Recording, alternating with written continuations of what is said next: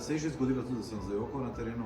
Jaz se najraje spominjam tistih zgodb, ki te napolnijo z nečim pozitivnim, ki ti dajo v bistvu verjeti, da je ta svet vreden, da se ga spremeni na bolje. Recimo pri kakšnih dobrodelnih zgodbah, ko so ljudje res pripravljeni jeti čez sebe, zato da nekomu nekaj naredijo in mu olajšajo življenje. Pa do recimo znanstvenikov, ki so me vedno učili, kako čudovit svet je.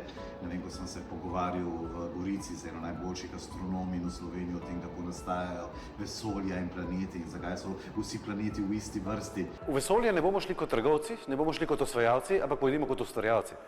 Točno to. Se je že zgodilo tudi, da sem zajokal na terenu.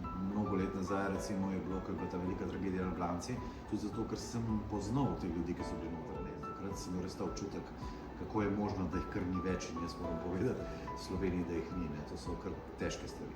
Najlepša stvar mojega poklica je vedno mi tista, ko srečam ljudi, ki me navdahnejo. Ljudi, za katere začutiš, da so nekaj novega in ti dajo neko vero, da je ta svet lep in da so ljudje, ki ga bodo naredili še lepšega.